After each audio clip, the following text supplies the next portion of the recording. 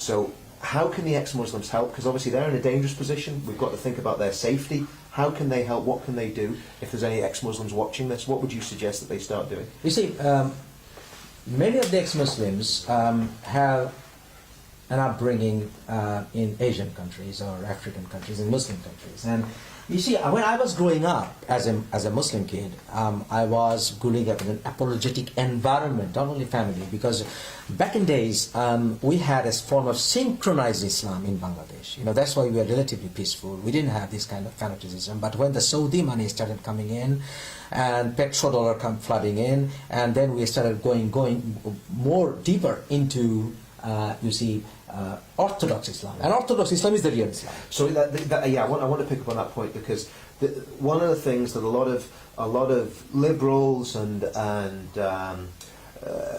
apologists for Islam would say, well, listen, this Saudi version of Islam, this Wahhabism, this Salafism from the Qataris and so on and so forth, this is not the true Islam.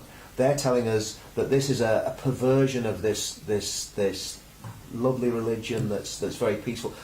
What's your answer to that when they say the straight answer is this. The Quran itself claims that it is a self-sufficient book. It doesn't need any other hadiths. You know, it is self-sufficient. The Quran itself says. That's right. And Muhammad himself, there's a Bukhari hadith, authentic hadith, you can find it from yourself, that he said, don't write down anything from me, unless it's Quran. Don't write. You know, there was a small example where he said, write it down, because the listener, he was telling the listener, go and pass the message to him. If he said, my memory is weak, he said, okay, write it down if you just in case. He uses that to write the hadiths. And Muhammad's closest allies, closest friends, companions, didn't allow writing of hadiths. You know, like the caliphs, the Caliph al-Rashidin, the first few caliphs, they didn't allow hadiths to be written down. So, Salafis or the Wahhabis, what you want to call them, they rely on the original text, original instruction, which is rely on the Quran. The Quran. So if a Muslim scholar tells you, what does the Quran say? So what does the Hadith say? You know, at the most you go for Hadiths. So even Hadiths are, you know, as I said, it's questionable. So Quran, if you just rely on Quran, and I will tell them that, okay, if you want to rely on Quran, is it Quran sufficient to make someone a terrorist? If you just rely on the Quran and even know the meanings of it, right? Then if you just read the Quran from timeline order, and just spend some time to understand the Quranic verses, you know, you will end up being a terrorist. So that is the real Islam. So if you say the Wahhabi Islam or the Salafi Islam is not the real Islam, you don't know Islam. Right. And the Hadith, obviously you can only really, am I right in saying that you can only really interpret the Quran in the light of the Hadith and the life of Muhammad, is that correct? Yes, you have to read the Seerah, yeah, or the biography, the most authentic biographies of Muhammad, and also you have to read the Hadith. Without Hadith and Seerah, how can I understand Muhammad? So the Seerah would be the information that has biography. And this would be about Muhammad killing the Jews. You can find that. You can find it from Hadith as well. Yes, of course, you can have it from Hadith. But yes, biography gives you more understanding about the persona of Muhammad, because the Hadith, the Seerah will give you more idea about the persona. But the Hadiths are more like dealing with rituals and all that because of obvious reasons, because otherwise you will find out who Muhammad really was. So Muslims will always say, you know what, Seerah, give it less priority. But if you have to ask, which is older, Seerah or the... So getting back to the ex-Muslims, I mean, obviously, because I think this is a really key thing. And not just ex-Muslims, I mean, I was speaking to someone who you'd probably, I'll not give away too much information, but you'd probably call a cultural Muslim. This was a lady somewhere in England, and we were just having a dialogue on Facebook, and she said, look, I agree with everything that you're trying to achieve in encouraging ex-Muslims and trying to protect ex-Muslims, but I'm really scared of the extremists. How can you help the cultural Muslims, in other words, people that don't really believe it, they're kind of just like people that, you know, could call themselves Jewish atheists or Christian atheists or whatever, they're just culturally Muslim, and they don't like what these guys are doing either. How can we encourage them and empower them? Because they don't seem to have much of a voice, from what I can gather. Richard, when I... Or is that a wrong term, cultural Muslim? No, yeah, well, there are cultural Muslims. There are cultural atheists who are Muslims by name. But, you see, if you need encouragement, the question is this. Look at me. When I left Islam, I had many things to lose. Thousands of people, respecting me. Overnight, I will wake up and say, "Sorry, my friends, I was wrong." Shock. It said a trigger of shock, just unbearable probably for many, because many started crying. I lost everything, Richard. I even cannot go back to my profession even, So I cannot go back to the country I was born in, and all that being British citizen, I have to look over my shoulder being in England sometimes. So still, I'm happy. I cannot say I'm sad. I'm not. I'm not sad. If somebody says that living Islam will make me, oh my God, I've lost to lose. But look at me. I'm happy. What's at stake? What's at stake for the UK if you don't take your stand and I don't take my stand? What's at stake? You don't love your children then.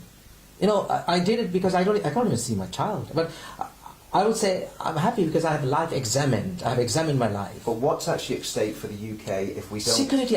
My children, your children, will not, your grandchildren, will not have the slight of freedom that we have still. What will the future be for the UK if we don't... They will knock on your door. They will knock on your door one day and tell you, get down on your knees and say Muslims are the best, and you either pay tax or you are kicked out. Surah 98 verse 6 and 7. You have to read that we are Islam Muslim. Quran says that you are the best, and the non-Muslims are the worst creatures on the face of the earth. They will burn in hell for eternity. So they will come and knock your door and say. So this is what I call Islamic supremacism. So Orthodox Islam teaches that we are, what was that you said? That means that, if you read Surah Bayina, Surah 98, you will see that it is saying clearly that non-Muslims are the worst of creatures. The worst of creatures.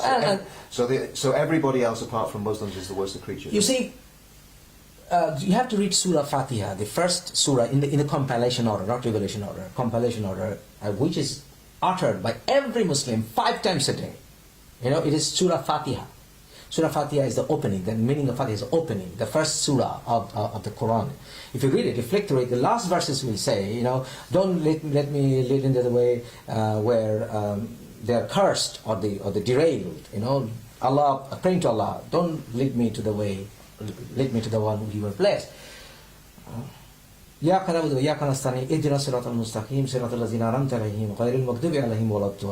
Arabic. It means that don't lead me to the path. Lead me to the path of the best or the blessed ones, not to the ones with cursed and who are derailed. Who are the cursed? Who are the derailed? Those from the Hadith are the Christians and the Jews. So most of the Muslims don't know that every verse they're in fact cursing, they're degrading Christians and Jews. But in fact, most of it. When we see this great ecumenical movement and we see faith leaders trying to bring everybody together because they claim we all worship the same God, obviously people are laughing behind their back saying, you don't know that we're cursing you and we want you under our boot. Yes, absolutely. Because you see, the God of Islam is Allah. Yes, the name Allah was used even by Christians in the history, but for God. But the Quranic Allah is different from the Allah of Abrahamic religions, because where it comes to Jesus as God, Father in heaven, the idea is totally different from the Muslims will tell you that, oh, we love Jesus, we respect Jesus because you have to believe in Jesus. We have the same mission. That's what the problem is. They did not have the same mission. Because Jesus said, when love thy enemy, pray for those who persecute you. And what if you have gained the world and lost everything? You lost your soul, but you gained the world. What's the mission? Whereas Jesus also said, one who lives by the sword will die by the sword. So even if not being a Christian myself, I believe in these beautiful things. And then whereas. I criticize Christianity. This, Richard. But on the other hand, I can't be a hypocrite. And when Muhammad said, he dreamt of Allah's dominance from east to west, and heaven is under the sword, going totally opposite of Jesus is saying. And he said, this kingdom is not mine. So whereas Muhammad always wanted the land grabbing, banishing people.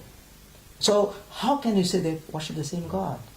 Absolutely total lie. That you've been deceived by Islamic scholarism over centuries. Either they've been deceived or they're deceiving people deliberately themselves. But either way, it's not true. That, It's you know, not true. it's Definitely. it's a position that we've all probably come to at some stage or another.